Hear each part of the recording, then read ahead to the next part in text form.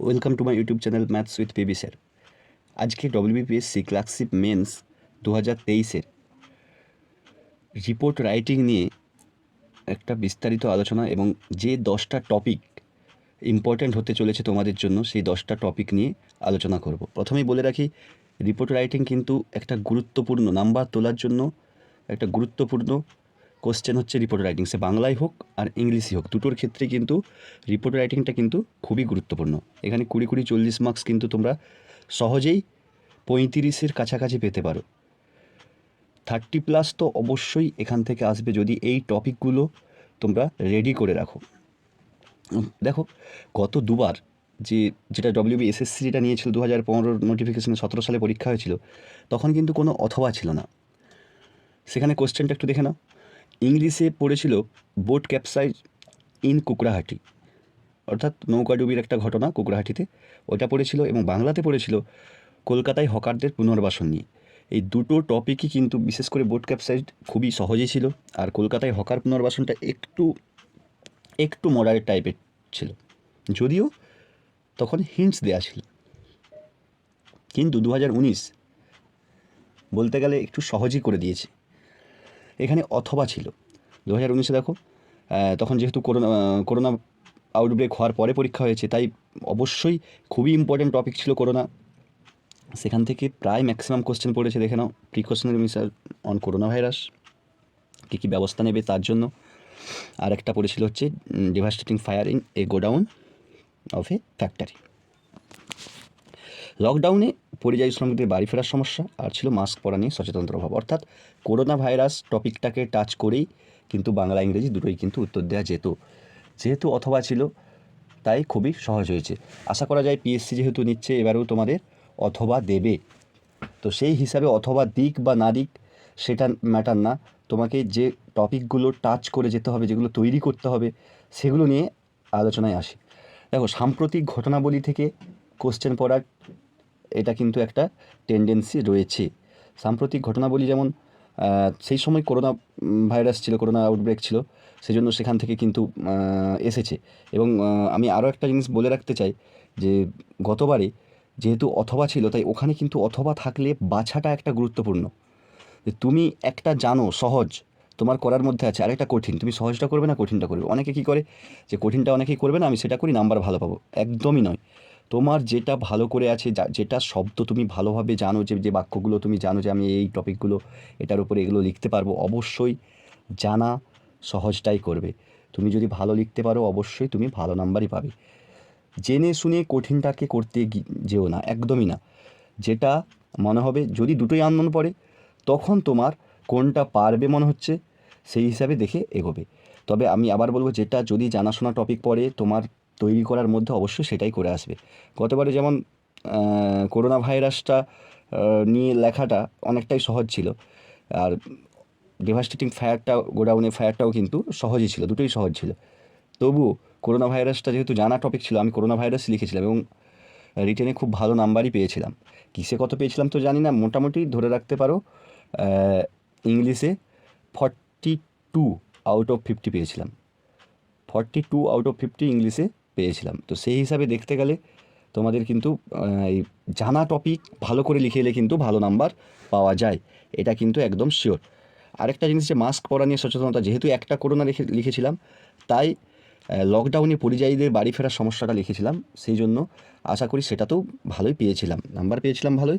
এবার কিসে কত তো বলা যাচ্ছে না কোনটাই কত, তবুও আমি পরিযায়ী শ্রমিকটাই লিখেছিলাম। মাস্ক পরার সচেতনতা থেকে পরিযায়ী শ্রমিকটাকে আমার বেশি পছন্দ হয়েছিল। টোটাল সবগুলোই পারার মধ্যে ছিল, তবুও একটু বেছে করতে হয়েছিল। এবারেও তোমাদেরকে বলবো, যে টপিকগুলি আমি বলতে চলেছি, ওই টপিকগুলোর তোমরা তৈরি রেখো, যেটা তোমার ভালো থাকবে, যেটা পড়বে সেটাই তুমি করবে। দেখো, এবারের জন্য যে প্রথম টপিক যেটা ইম্পর্টেন্ট, সেটা হচ্ছে এই রিসেন্ট মুহূর্তে সাম্প্রতিক ঘটনা যেটা ঘটে গেল, সেটা হচ্ছে নর্থ বেঙ্গলে বন্যা। এটা কিন্তু 1968 সালের পরে কিন্তু এই প্রথম এরকম নর্থ বেঙ্গল বন্যা দেখলো। তো সেই জন্যই অবশ্যই, যেহেতু এই মুহূর্তে কোশ্চেন হচ্ছে, ধরে নেওয়া যায় যে এখনই কোশ্চেন হয়তো হচ্ছে, তো এই জন্য বা হবে ভবিষ্যতে, তো এই জন্য devastating flood in north Bengal খুবই ইম্পর্ট্যান্ট একটা টপিক। আমি জাস্ট শুধুমাত্র এই টপিকটা একটু তোমাদেরকে বলে দিচ্ছি কীভাবে লিখবে, একটু দেখে নাও। যে একটা টাইটেল দেবে ভালো রকম, যেটা নজর কাড়া টাইটেল, এরকম তোমার যদি আরও ভালো টাইটেল লিখতে পারো অবশ্যই লিখবে। আমি একটা জাস্ট এক্সাম্পল হিসেবে লিখছি, heavy rainfall causes a devastating flood in north Bengal by staff reporter, Darjeeling October 10, 2025। এই ফরম্যাটটা দেবে। তারপরে কি লিখবে যে floods are most common and devastating natural disaster affecting many region in the world. তারপরে আরও লিখবে। এইভাবে লিখতে লিখতে তোমরা অবশ্যই নর্থ বেঙ্গলের যে ট্র্যাজেডি, যে কীভাবে কত ঘরবাড়ি ভেসে গেছে, কতজন মারা গিয়েছে, বিশেষ করে ব্রিজ, মিরিক যাওয়ার পথে যে ব্রিজটা, শিলিগুড়ি টু মিরিক যাওয়ার পথে যে ব্রিজটা দুধাহর কাছে, তো ওই ব্রিজ ভেঙে যাওয়া থেকে শুরু করে সমস্ত কিছু তোমরা এটা বানিয়ে নেবে, নিজের ভাষায় অবশ্যই বানিয়ে নেবে, বানিয়ে রেডি রাখবে, বাংলা ইংরেজি বোথ। আমি যে 10টা টপিক বলছি বাংলা ইংরেজি বোথ। এরপরে দেখো সেকেন্ড টপিকটা কী না, তোমরা সবাই জানো যে ক্লাউড বাস্ট কলকাতাতে হয়েছে, বিভিন্ন জায়গাতে হয়েছে। একই রাতে 5 ঘন্টাতে কোথাও 300 মিলিমিটার বৃষ্টি, কোথাও 250 মিলিমিটার বৃষ্টি হওয়ার ফলে একদম কলকাতা দুদিন ব্যাপী, প্রায় 1.5 দিন ব্যাপী স্তব্ধ ছিল। তো ওইটা নিয়ে cloud burst in Kolkata causes 2 days blockage and it causes 15 death near about. সংখ্যাটা আমার অতটা ঠিক খেয়াল নেই। তো মোটামুটি এটাও একটা কিন্তু খুব ইম্পর্ট্যান্ট একটা টপিক, ক্লাউড বাস্ট। দেখো এই যে দুটো টপিক বললাম, দুটোই কিন্তু সাম্প্রতিক ঘটনা। এবারে একটু পিছিয়ে যাওয়া বলতে এই টপিকগুলো কিন্তু আমাদেরকে করে রাখতেই হবে। ট্রেন অ্যাক্সিডেন্ট অথবা বাস অ্যাক্সিডেন্ট। তো ট্রেন অ্যাক্সিডেন্ট যেহেতু উড়িষ্যা বাহানাগার কাছে রিসেন্টলি ঘটেছে একটা বড়সড় অ্যাক্সিডেন্ট, তো সেই অ্যাক্সিডেন্টেরও তোমরা একটা বানিয়ে রাখবে। শুধু ওই ট্রেন অ্যাক্সিডেন্ট না, যে কোনো ট্রেন অথবা বাস অ্যাক্সিডেন্টের একটা তোমরা বানিয়ে রাখবে, যাতে তোমরা লিখতে পারো। এবারে 4 নম্বর যেটা, এটাও কিন্তু একটা সাম্প্রতিক বলা চলে, ঘটনা থেকে বড় ব্যাপার, একটা তথ্য নির্ভর রিপোর্ট, যেটা হচ্ছে এআই নিয়ে রিপোর্ট কিন্তু তোমরা কিন্তু অবশ্যই করে যাবে।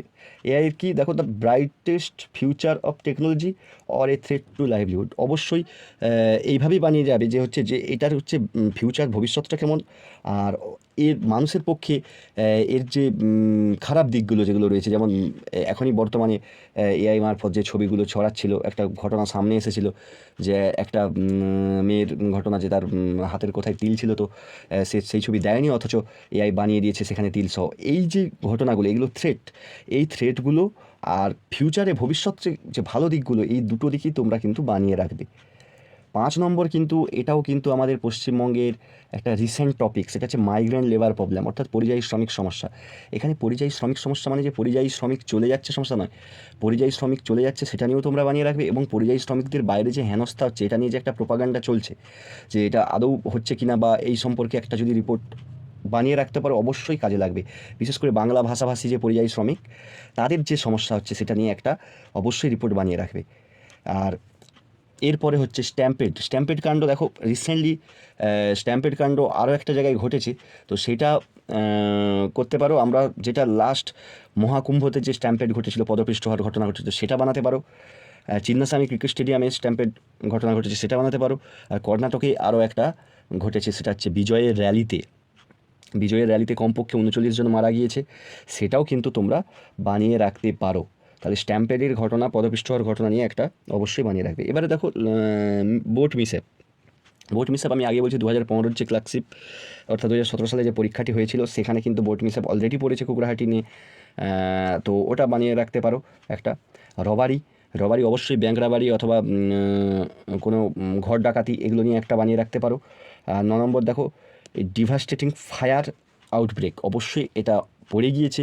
ফায়ার আউটব্রেকটা 2019 ক্লার্কশিপ 2019-এ পড়েছে, তো ওইটাও একটা বানিয়ে রাখতে পারো। পড়েছে মানে যে পড়বে না তা নয়, হয়তো ঘুরিয়ে ফিরে অন্য কোথাও দিচ্ছে, সেখানে গোডাউনে পড়েছে, এখানে হয়তো কোনো একটা রিসেন্ট ঘটনা, হসপিটালে আগুন লেগেছিল, তো এই সকল হয়তো পড়তে পারে। তো হসপিটালে আগুন লাগা নিয়ে এটা নিয়ে একটা অবশ্যই বানাতে পারো। আর লাস্ট হচ্ছে এখন যেটা সবচেয়ে বিহার এসআইআর, অর্থাৎ এবং পশ্চিমবঙ্গ হতে চলেছে এসআইআর, তো বিহার এসআইআর নিয়ে একটা বানিয়ে রাখবে, বা অথবা এসআইআর নিয়ে একটা ছোট্ট একটা তোমরা তোমাদের থট একটা বানিয়ে রাখবে অবশ্যই, বিভিন্ন তথ্য কালেকশন করে। এই যে 10টা টপিক বললাম, এই টপিকগুলো অতি অবশ্যই করতে হবে। এরপরেও যদি কোনো টপিক যদি পরীক্ষার আগে ইম্পর্ট্যান্ট হয়, আমি অবশ্যই ভিডিওতে সাহায্য করব তোমাদের সবাইকে। আমার যে অভিজ্ঞতাগুলো গত দুবারের রিপোর্ট লেখা বা মেন্স দেওয়ার, সেখান থেকে তোমাদেরকে একটা জিনিসই বলবো, রিপোর্ট কিন্তু নিজের ভাষায় লিখতে হবে, নিজের ভাষা লিখতে হবে, অর্থাৎ তোমাকে ওয়ার্ড স্টক করতেই হবে। তোমাকে কোনো একটা সাম্প্রতিক ঘটনা বা যেটাই দিক, তুমি যেন সেটা নিয়ে তুমি বাক্য বানাতে পারো, এই জিনিসটা কিন্তু তোমার মধ্যে আনতে হবে। আর এটা আনার একমাত্র পদ্ধতি প্র্যাকটিসে থাকা, প্রিপারেশনে থাকা। তাই এই 10টা টপিককে বানিয়ে তোমরা 10টা রিপোর্ট বানিয়ে অবশ্যই প্র্যাকটিস করো, বাংলা এবং ইংরেজি আলাদা আলাদাভাবে। বাংলা ইংরেজি টপিকগুলো ইম্পর্ট্যান্ট, কোন ল্যাঙ্গুয়েজে পড়ছে সেটা কিন্তু ইম্পর্ট্যান্ট নয়। আর আশা করা যায় রেজাল্ট এই পুজোর মধ্যেই বেরিয়ে যাবে, পুজোর ছুটির মধ্যেই আশা করা যায় রেজাল্টটা বেরিয়ে যাবে। তো এই সপ্তাহে বেরানোর কথা ছিল, এখনও পর্যন্ত আজ পর্যন্ত তো খবর নেই। তো দেখা যাক, যদি বেরিয়ে যায় অবশ্যই 2 মাসের মতো হয়তো তোমরা সময় পাবে, সেই জন্য নিজেদেরকে প্রস্তুতির মধ্যে রেখো। এই 20-40 নাম্বারটা কিন্তু ভিভিআই 100-র মধ্যে এটা যাদের রিপোর্ট রাইটিং ভালো হবে তারা কিন্তু অবশ্যই মেন্স ক্লিয়ার করার চান্স থাকবে। নমস্কার।